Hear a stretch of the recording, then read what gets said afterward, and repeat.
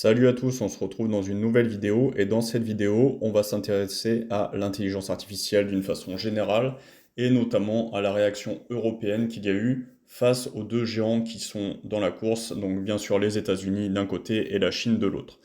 Donc on va avoir une vision assez macroéconomique dans un premier temps. Ensuite, on va voir, nous, on a une seule action en France qui est cotée pour le PEA sur les marchés boursiers, c'est la société Lighton. Donc on va s'intéresser un peu plus à la société qui a fait son IPO l'année dernière. Et ensuite, on va voir dans le dernier temps de la vidéo l'analyse technique de Lighton. Est-ce que ça donne suite aux récents propos du président de la République sur l'investissement dans l'IA. Donc restez bien jusqu'à la fin de la vidéo et n'hésitez pas à vous abonner, ça m'aide pour la chaîne et pour le soutien. Je vous en remercie. Donc, dans un premier temps, je suis allé directement sur le site de l'Union européenne et on a cet article qui indique que l'UE lance l'initiative InvestIA pour mobiliser 200 milliards d'euros d'investissement dans l'intelligence artificielle. Donc vous voyez qu'aujourd'hui, enfin aujourd'hui il y a quelques jours maintenant, lors d'un sommet d'action sur l'intelligence artificielle à Paris, la présidente de la commission, donc Ursula von der Leyen, a lancé InvestIA. Donc AI, on s'en fout, c'est en anglais. Une initiative visant à mobiliser 200 milliards d'euros pour des investissements dans l'IA.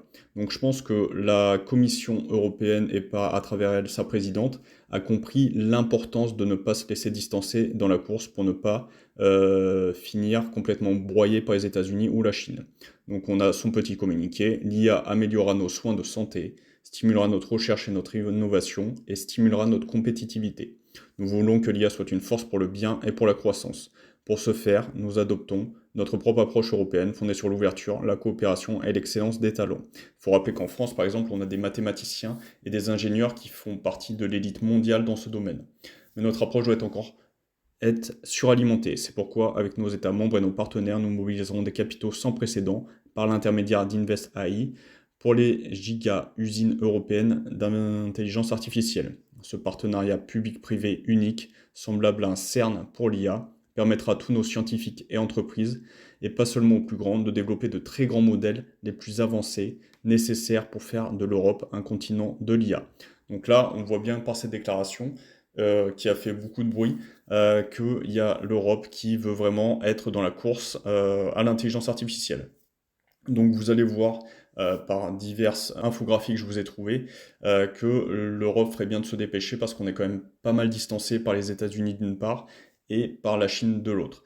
Après, le côté européen, c'est surtout le côté réglementaire qui va certainement poser problème à l'avenir par rapport aux US ou à la Chine dont la régulation ne sera pas aussi forte à mon avis qu'en Europe. Donc ensuite, je voulais voir avec vous les annonces qu'a fait le président de la République Emmanuel Macron, où il a annoncé que la France allait avoir un investissement de 109 milliards de dollars, d'euros, peu importe, pour son intelligence artificielle française. Donc on va voir un peu comment va se découper cet investissement. Dans un premier temps, il y a les Émirats arabes unis, via leur fonds souverain MGX, donc les Émirats arabes unis qui prévoient d'investir une fourchette large entre 30 et 50 milliards d'euros dans la construction d'un centre de données géant en France, doté d'une capacité de calcul pouvant atteindre 1 gigawatt, équivalent à celle d'un réacteur nucléaire. Donc ça sera le premier rapport fait par les Émirats arabes unis. Ensuite, on a le groupe canadien Brookfield qui prévoit d'investir 20 milliards d'euros en France d'ici 2030, donc sur 5 ans.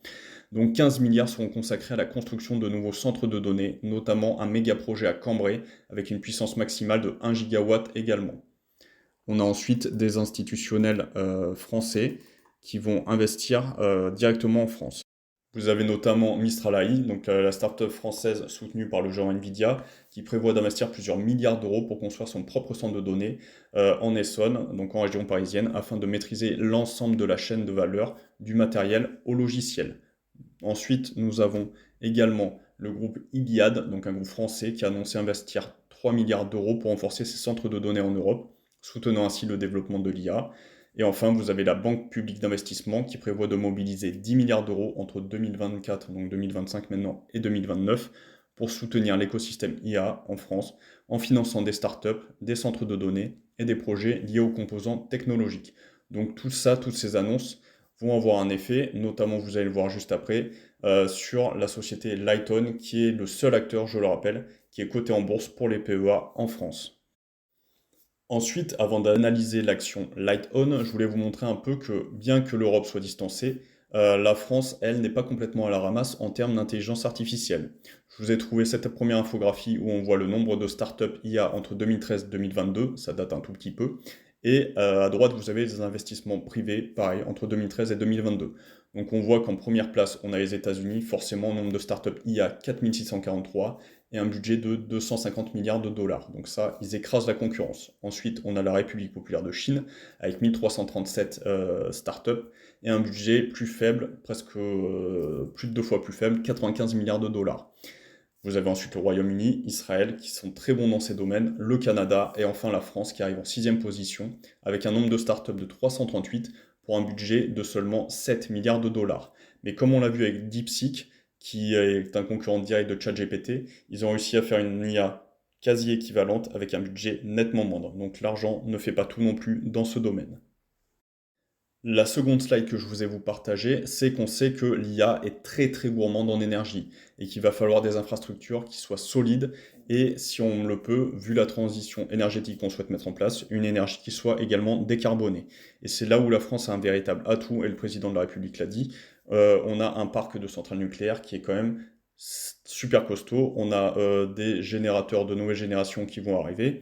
On a les EPR, que ce soit l'EPR de Flamanville, mais des EPR plus petits qui vont être construits, qui vont nous renforcer au niveau de notre puissance nucléaire. Donc vous voyez que ça, c'est une petite infographie sur la capacité nucléaire des premiers pays. En premier, vous avez la Chine, qui est capable de... Ensuite, vous avez les États-Unis et en troisième position, vous avez la France. Un petit pays comme la France surpasse la Russie, par exemple, en termes d'infrastructure nucléaire et de capacité nucléaire. Donc le troisième slide, on revient un peu sur ce qu'on a dit, c'est le nombre de nouvelles startups entre 2013 et 2023. Vous voyez toujours la concurrence qui est écrasée par les États-Unis avec plus de 5000 startups. Vous avez ensuite la Chine avec 1400 startups. Et si on va au niveau de la France et de l'Union européenne d'une façon plus générale, vous voyez qu'en France, on est quand même à 391. Au niveau de l'Allemagne, 319. Au niveau de la Suisse, 123. Espagne. Donc si on cumule tout ça, au niveau, la Suède 94, si on cumule tout ça, on n'est quand même pas si mal au niveau de l'Europe, au niveau des nouvelles startups dans l'intelligence artificielle. Donc encore un bon point pour nous. Et je vous rappelle qu'il y a également un partenariat qui va être mis en place avec l'Inde, entre la France et l'Inde. Et l'Inde a 338 nouvelles startups sur ces 10 dernières années. Et l'Inde, pays le plus peuplé au monde, donc il va avoir une puissance et des talents qui vont également jouer en faveur de cette course à l'IA. Pour terminer, je voulais vous montrer cette petite infographie également, qui est les pays avec le plus de data centers. Sans surprise, les États-Unis surpassent encore le classement avec plus de 5000 data centers. On a l'Allemagne en deuxième position, qui est à 522. On a le Royaume-Uni à 517. Et on a la Chine qui n'est que quatrième à ce niveau-là. Ensuite, la France arrive un peu plus loin avec 315 data centers. Donc voilà, tout ça pour vous dire que dans ce contexte de course à l'armement au niveau de l'intelligence artificielle, la France n'est pas si mal placée, que ce soit du point de vue de son parc nucléaire, de ses talents en mathématiques, ses mathématiciens, ses ingénieurs, et en termes de financement, avec des partenariats qui vont avancer, et ce plan de 109 milliards d'euros déclenché par la présidence de la République, et ce plan de plusieurs milliards d'euros également, plusieurs centaines de milliards d'euros au niveau de l'Union européenne.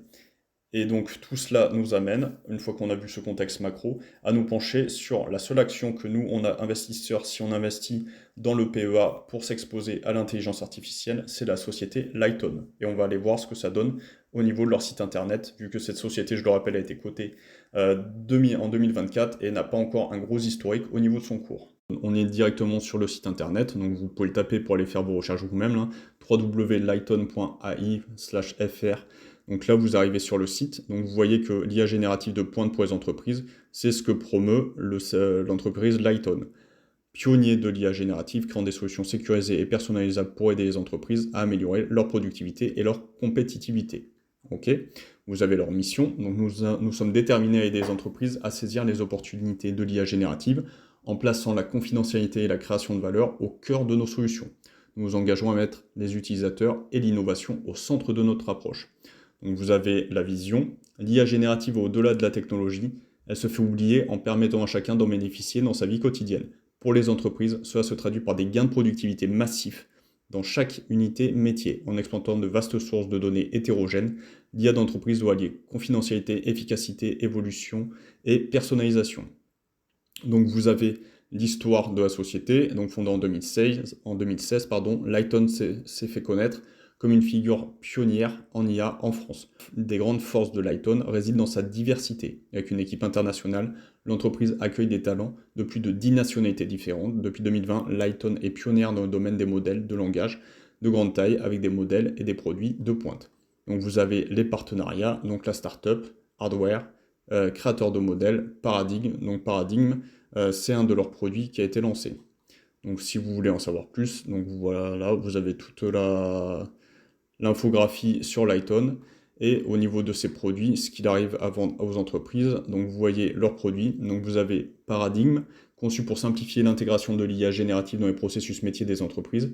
Vous avez Forge, dans le cadre des services complets d'IA. Forge propose un entraînement, une implémentation personnalisée pour Paradigme, et vous avez les sociétés avec lesquelles Lighton collabore. Donc on voit qu'on a le Conseil régional d'Île-de-France, on a surtout la société Safran. Les ingénieurs en aérospatial doivent suivre de nombreuses publications scientifiques en parallèle de leurs activités, etc. Et c'est vraiment un plus. Donc vous voyez que là, on a une petite infographie Conseil régional, donc 85 à 90% de gain de temps, récupération d'informations plus rapide, précision opérationnelle.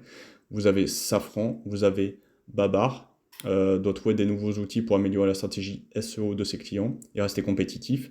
Donc tout ça, c'est permis par des logiciels en intelligence artificielle que Lighton va leur vendre.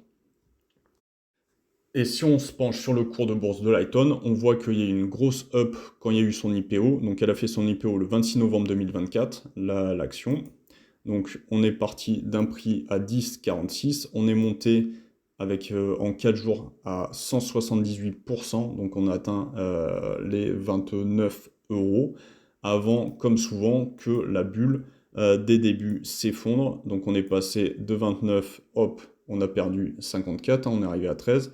On est revenu à peu près au niveau de l'IPO environ un mois plus tard, et depuis, la société, elle est dans une sorte de gros range, hein. On pourrait la mettre comme ceci. Donc là, hop, ça pourrait nous donner une idée d'un espèce de triangle, mais c'est pas une figure que j'apprécie vraiment parce qu'on manque de repères. On aurait pu tracer également ce support-là qui avait cassé mais qui a été réintégré. Donc vous voyez que là, on a commencé à avoir les annonces au niveau du président de la République, des plans sur l'IA avec les 109 milliards, les plans avec l'Union européenne, etc. Et donc forcément, ça a créé une hype sur l'action. Donc vous voyez qu'elle a bondi de 56% en quelques jours. Donc moi, je vous invite à être prudent si vous investissez au niveau de ces actions, parce qu'on a vraiment une grosse hype au niveau de l'IA, tout est estampillé IA, voilà, faut qu'il y ait le mot IA pour que ça fasse vendre, etc. Il y aura certainement beaucoup de sociétés qui vont se lancer au niveau de l'IA, des startups qui vont être cotées, etc. Cependant, comme à chaque fois, comme pendant la bulle Internet, il y avait énormément de sociétés, et il y a des sociétés qui ont explosé avant de faire faillite, des modèles qui se sont cassés la figure, comme on peut penser à Yahoo, et vous avez des géants qui ont su, ben voilà, comme Google, ce genre de sociétés, devenir les leaders incontestés de leur marché, et ces sociétés ont brillé. Je ne dis pas que Lighton ne peut pas briller en bourse, je vous dis juste simplement de faire attention, étant donné qu'on a peu de recul, et si vous choisissez d'investir sur ces valeurs, placez une petite partie de votre argent ou ne rentrez pas en une seule fois sur un titre comme Lighton. Ça me paraît assez risqué de le faire. Voilà, j'espère que cette petite vidéo sur l'IA vous aura plu. N'hésitez pas à liker, à vous abonner, ça me fait vraiment plaisir, à partager un maximum. Mettez-moi des commentaires pour bien référencer la vidéo. Et prenez soin de vous et je vous dis à plus dans une prochaine vidéo. Ciao!